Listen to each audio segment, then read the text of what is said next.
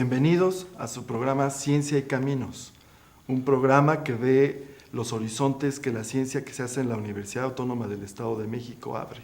Esta ocasión nos acompaña en esta entrevista el doctor Juan Carlos León. Bienvenido, muchísimas gracias. Gracias, doctor González. Él pertenece a la Universidad Nacional Autónoma de México, a la Facultad de Ciencias Políticas y Sociales, y ahora está con nosotros en nuestra universidad haciendo su estancia postdoctoral.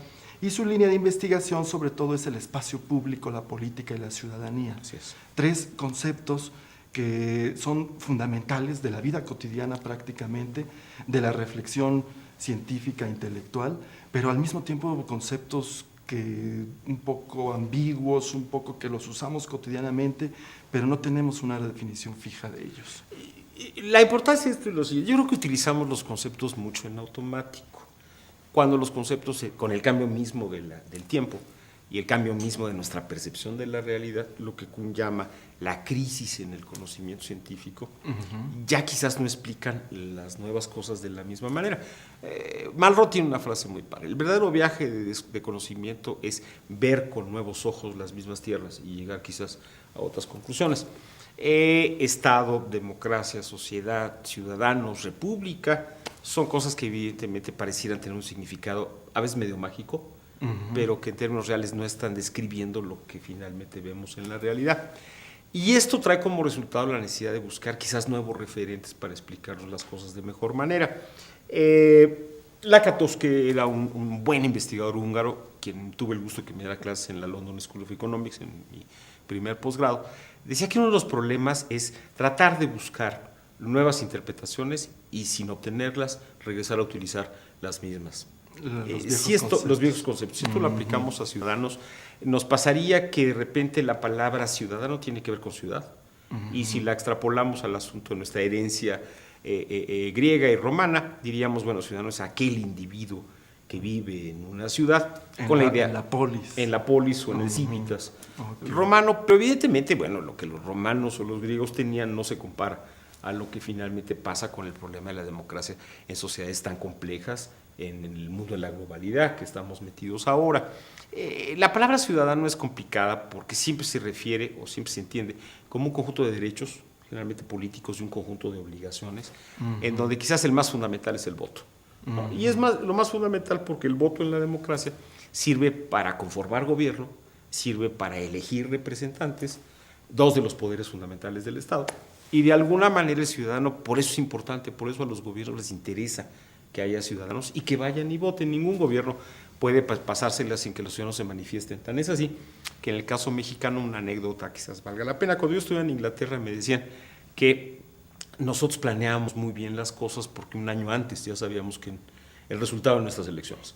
Y si eso es planeación, pues entonces uno pensaría que evidentemente en México la idea del voto respetable es muy reciente.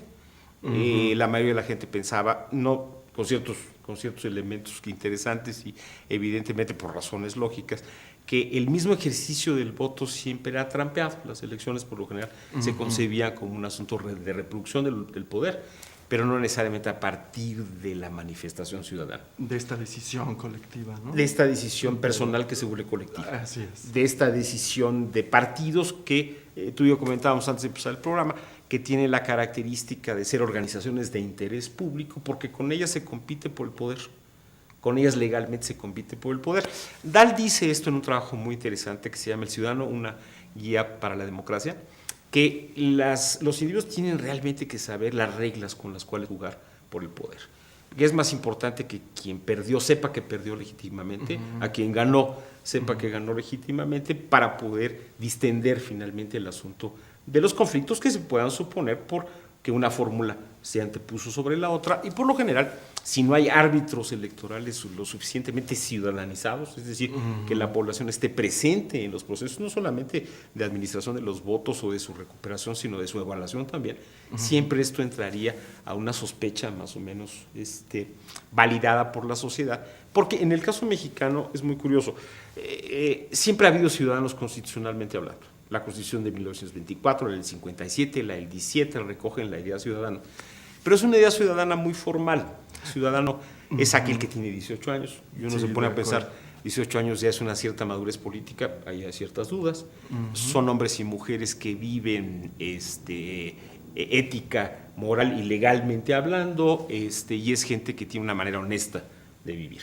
Y que tiene un juicio independiente, digamos.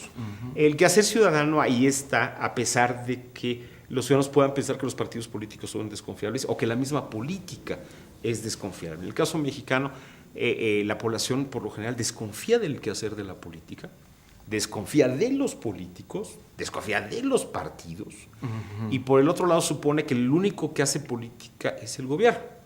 Sí, y esto es muy grave porque en México la estructura del autoritarismo que se generó en casi los 200 años que llevamos lejos de la hegemonía española, y dije lejos de la hegemonía española porque todavía la discusión de si éramos independientes o somos independientes, creo que es algo que tendremos que discutir, no hizo que tuviéramos realmente una concreción ciudadana.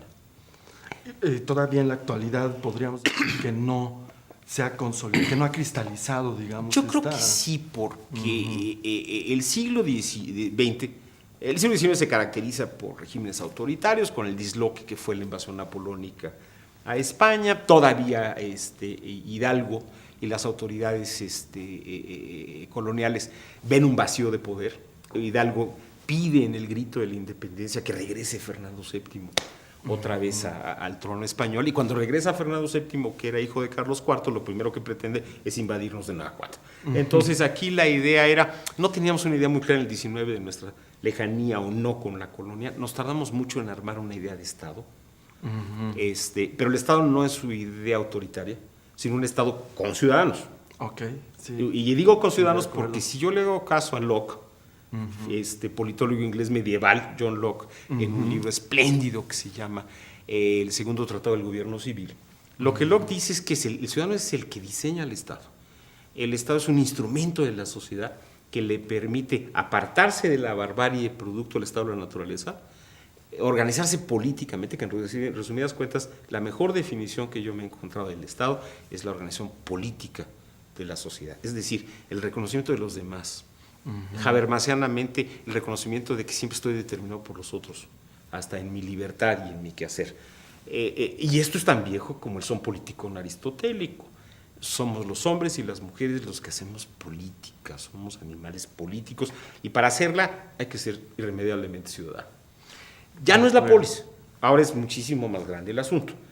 Ya los estados nacionales evidentemente no cuadran con el esquema de la globalidad. Hoy se está buscando la idea de los gobiernos subnacionales, luego entonces vuelve a ser la ciudad. A ver, pero si me permites una interrupción, Juan Carlos. En el ámbito de los estudios profesionales, la oferta académica está integrada por 131 programas de licenciatura, de los cuales 54 se ofrecen en facultades, 69 en centros universitarios y 8 en unidades académicas profesionales.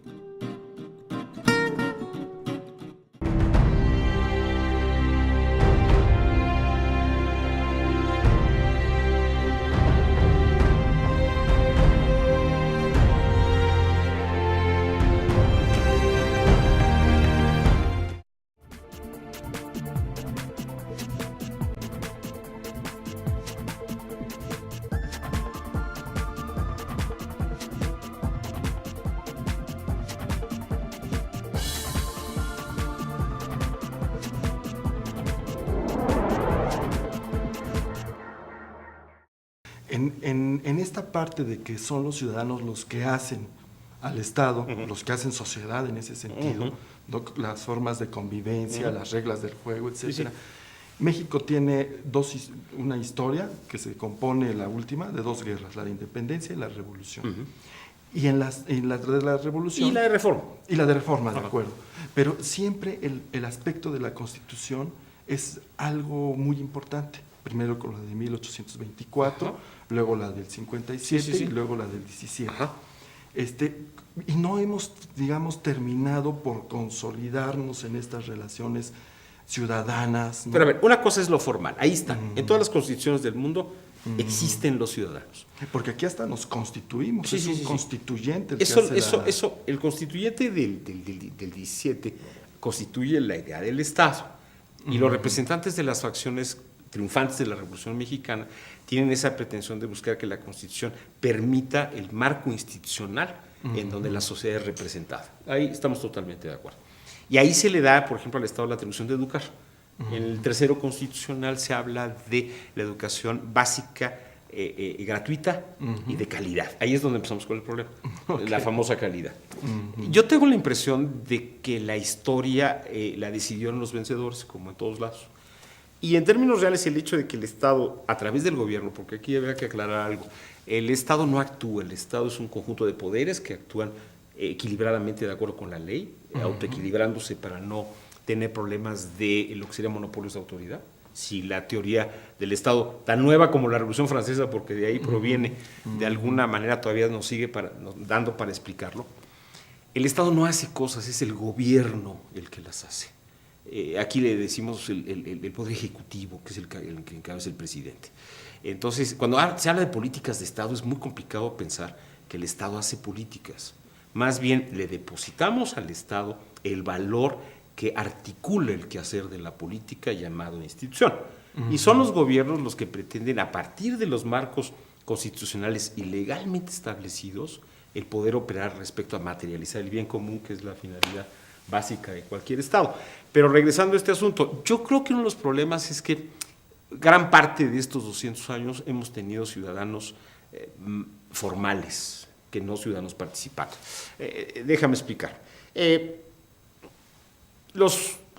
tiempo que estuvo una fórmula política, el PRI, en el gobierno, pocos dudaban, incluido el candidato presidencial del PRI en ese momento, el actual senador Labastida, que otra fórmula política, como el PAN, pudiera de alguna manera remontar el asunto de una reproducción del poder en 70 y cacho de años, durante del 17 para las últimas décadas del siglo XX.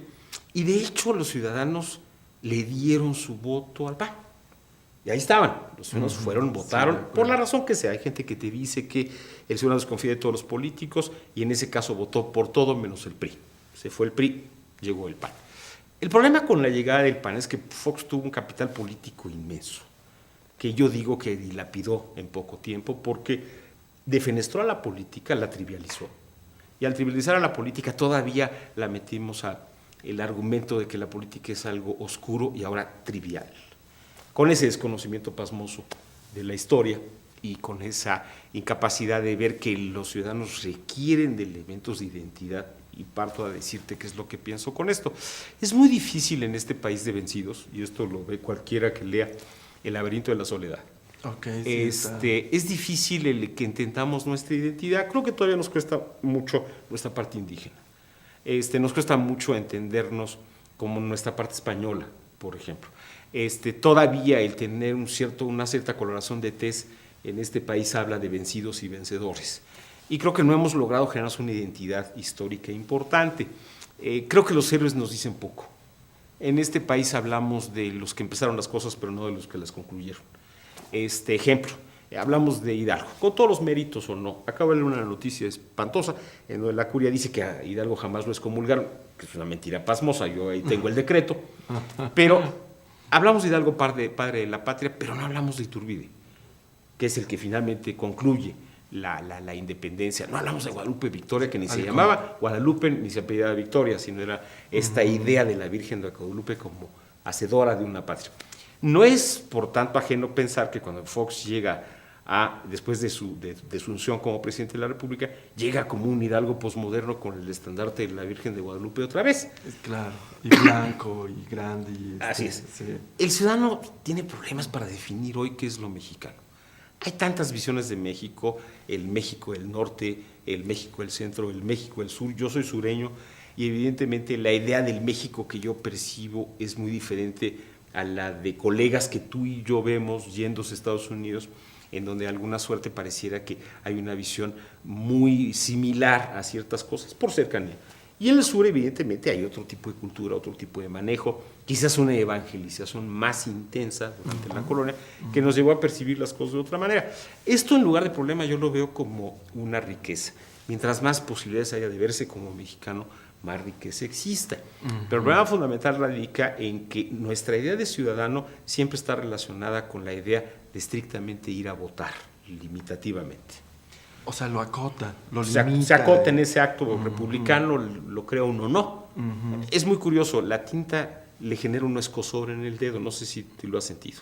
No, Va uno, no, le sí. ponen a uno la tinta, Sí. está, y le genera un escozor porque la tinta quema en cierto grado. Entonces, nos tenemos que quemar, autoagredir para demostrarle a los demás que no hubo estas técnicas tan sofisticadas llamadas mapaches, merlines electorales, ratones locos, urnas embarazadas, todas estas cosas que en México tienen esta idea de ser profesiones muy interesantes, son como muy encubiertas de alguna manera.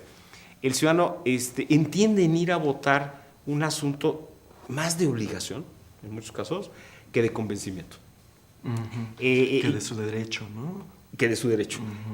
Por ejemplo, el IFE manda oficios con el Aguilota Nacional, la gente se espanta, para ver si entran al proceso de capacitación, que es estar encargado de la casilla, que es un acto ciudadano, y que todos los que hemos ido a votar hemos visto a nuestros vecinos ahí. Credencial electoral. Alguna vez un presidente del IFE, me lo reservo por pudor para no balconear a nadie, les fue a decir a los alumnos en la universidad que la credencial del IFE era más importante que ir a identificarse para los antros, que también podía uno votar, ¿no? Ok, o sea, las prioridades las sociales. prioridades. Pero bueno, uno va y se empadrona y saca la credencial para cambiar cheques, ir a antros y a lo mejor hasta votar. Es decir, a lo mejor la prioridad no necesariamente es el voto. Yo digo que esto está cambiando. Yo creo que la gente está viendo alternativas muy despacio. Los ciudadanos que finalmente apoyaron la propuesta de López Obrador estuvieron en la calle manifestándose, a lo mejor no en el orden que todos quisiéramos, pero manifestaciones populares existen. Estos sacaron al PRI del gobierno y muy posiblemente el PRI regrese al gobierno por acción ciudadana de nueva cuenta. Los ciudadanos ahí están. Mismos que lo sacaron. Sí. Por estos mismos que llamamos mexicanos, Sí. ya hoy para hablar como Fox, y mexicanas también, ¿no? Lo curioso de la película es que generalmente pensamos que no tenemos tradición de participación. Esto habría que decirlo porque nuestra cultura política pareciera estar adormecida por la desconfianza que nos genera. Pero la gente cada vez participa más. La gente cada vez ve en los gobernantes algo en donde debe de buscar cierto tipo de compromiso. A lo mejor lo que sí habría que decir es que los ciudadanos ya no ven posiciones ideológicas. Ahora lo que los ciudadanos perciben o esperarían serían resultados. Al inicio de la presente administración, la Universidad Autónoma del Estado de México emprendió la creación de nuevas oportunidades de acceso a los estudios de licenciatura, con el mejor aprovechamiento de la capacidad instalada, de tal forma que para el ciclo escolar 2009-2010, la Universidad Autónoma del Estado de México contó con 9.323 nuevos alumnos inscritos, incremento de 781 alumnos respecto al ciclo anterior.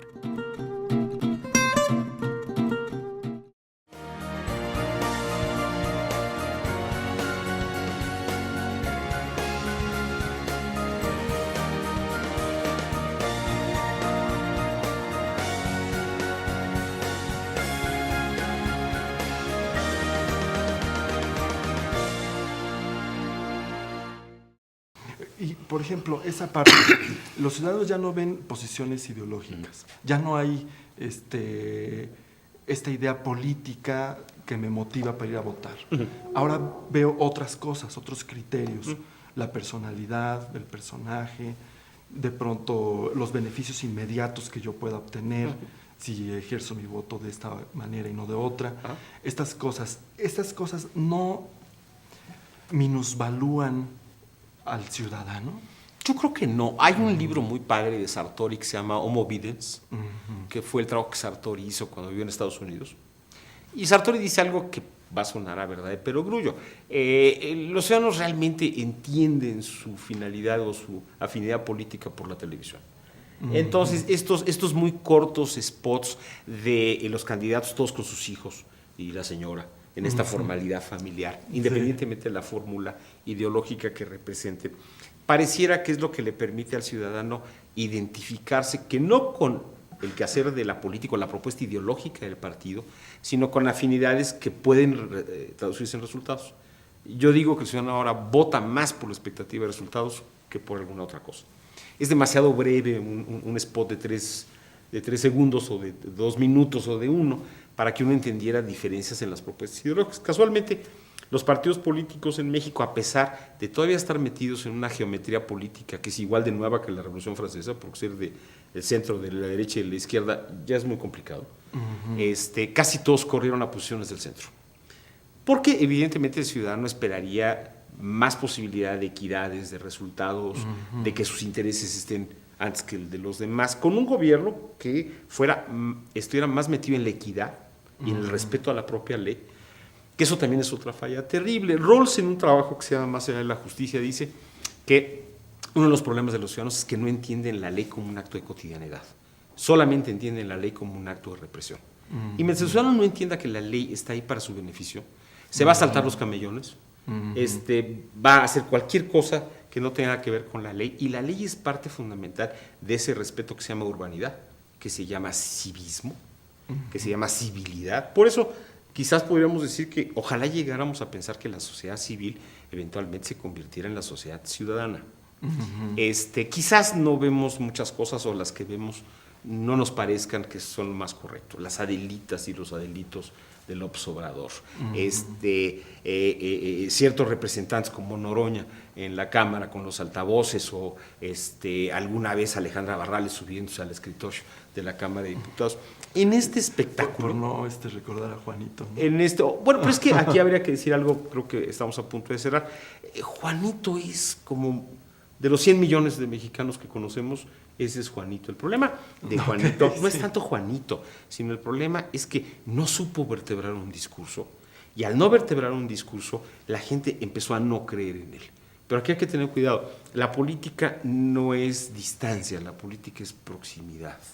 Voy a decir algo horrible. Juárez era nuestro Juanito del siglo XIX. Procedencia humilde, logró recibirse, logró ser presidente de la República. A nuestro Juanito actual le faltó capacidad y tamaños, y le faltó la necesidad de entender que la ley es el elemento fundamental que rige la conducta entre los individuos organizados en sociedad. Ok, tengo una pregunta para cerrar ya el programa.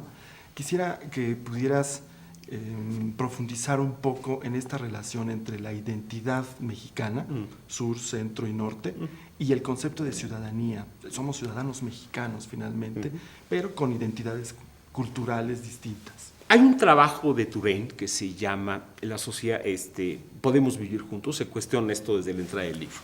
Y Touraine lo que dice es que en las sociedades complejas, plurales de hoy, lo que es la norma es la diferencia.